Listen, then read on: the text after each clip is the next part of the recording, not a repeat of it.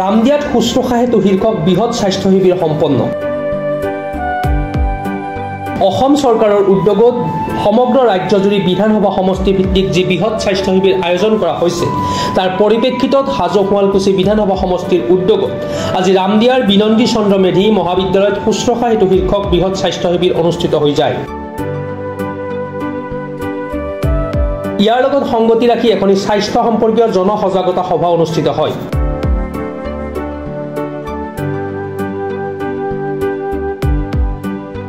এই শিবিৰত 18 বছৰৰ তলৰ শিশু আৰু কিশোৰ কিশোৰীসকলক চিকিৎসা প্ৰদান কৰা হয়।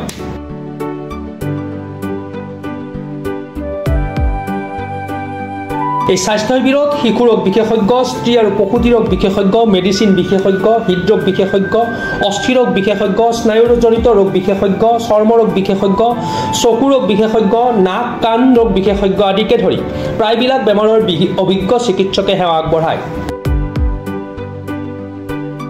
স্বাস্থ্য শিবিৰটোৰ জৰিয়তে বিশেষজ্ঞ চিকিৎসকৰ দ্বাৰা ৰোগ নিৰ্ণায়ক পৰীক্ষা তথা বিনামূলীয়া ঔষধ প্ৰদান কৰা হয়।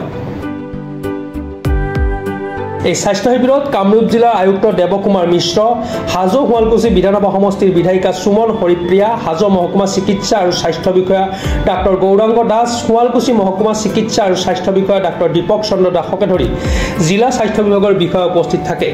কামৰূপ জিলাৰ আজি চতুৰ্থটো হেল্থ কেম্প ইয়াতে ৰামদিয়াত অনুষ্ঠিত হৈছে হাজো শুৱালকুছি বিধানসভা সমষ্টিৰ কাৰণে। আৰু আপোনালোকে দেখিছে যে ইয়াত মানে অভূতপূৰ্ব বহুখিনি মানুহ ইয়াতে জনসমাগম হৈছে আৰু এতিয়ালৈ হয়তো আমাৰ প্ৰায় 2,500 মান ৰেজিষ্ট্ৰেশ্যন হৈছে। অলপ আগতে 11টা বজাতে আমাৰ প্ৰায় 100ৰ ওচৰা-ওচৰি ৰেফাৰেল কেছ হৈছিলে, এতিয়া চাগে আৰু বেছি হৈছে।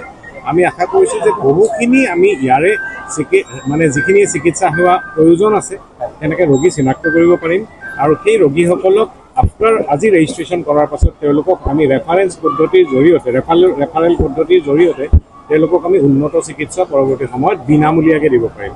অসম চৰকাৰৰ এইটো এক অভিলাষী আঁচনি আছিলে আৰু মাননীয় মুখ্যমন্ত্ৰী মহোদয়ৰ যিটো প্ৰচেষ্টা যে প্ৰত্যেকটো বিধানসভা সমষ্টিতে এনেকুৱা ধৰণে এক বৃহৎ স্বাস্থ্য শিবিৰৰ আয়োজন কৰিব আৰু তাৰে অনুৰূপভাৱে হাজো শুৱালকুছি বিধানসভা সমষ্টিত আজি অনুষ্ঠিত হৈছে।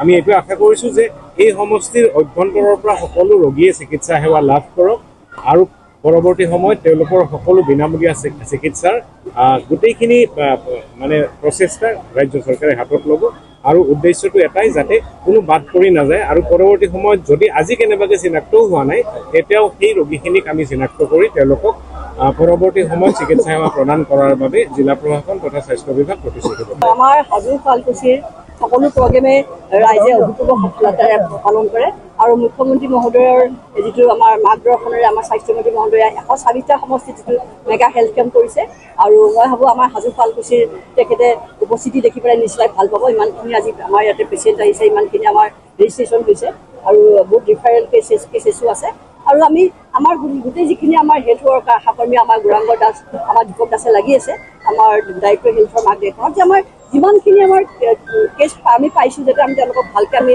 ৰিফাৰ কৰি বাহিৰলৈ পঠাব পাৰোঁ আৰু প্ৰপাৰ ইনভেষ্টিগেশ্যন যাতে আমাৰ ইয়াতে হয় তাৰ কাৰণে আমি পূৰা চেষ্টা চলাইছোঁ। হাজোৰ পৰা কমলাকান্ত দাসৰ ৰিপৰ্ট, প্ৰাতঃ টাইম ডিজিটেল। অসমৰ নপুৰণি কবি সাহিত্যিকৰ বাবে সুখবৰ।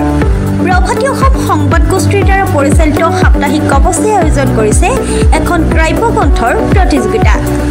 সগৌৰৱেৰে 30টা বৰ্ষত খোজ থোৱা অসমীয়া সাপ্তাহিক কবচ কাকতখনৰ উদ্যোগত কাব্যগ্ৰন্থ প্ৰতিযোগিতাৰ আয়োজন কৰা হৈছে।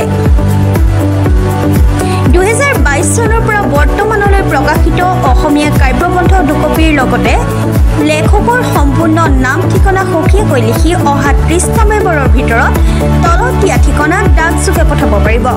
আমাৰ ঠিকনা সাপ্তাহিক কবচ, প্ৰভাতী অসম সংবাদ গোষ্ঠী, বিজয়নগৰ ডাকঘৰৰ সমীপত, কলিতা মাৰ্কেট, 3য় মহলা, জিলা কামৰূপ অসম 781122।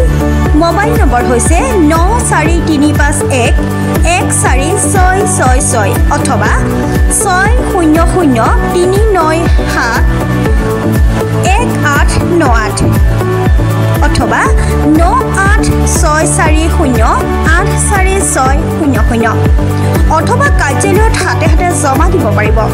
এই প্ৰতিযোগিতাত বয়সৰ কোনো সীমা নাই। অহা জানুৱাৰী মাহত ফলাফল ঘোষণা কৰাৰ লগতে বঁটাসমূহ বিতৰণ কৰা হ'ব। সকলো প্ৰতিযোগীকে মানপত্ৰ প্ৰদান কৰা হ'ব।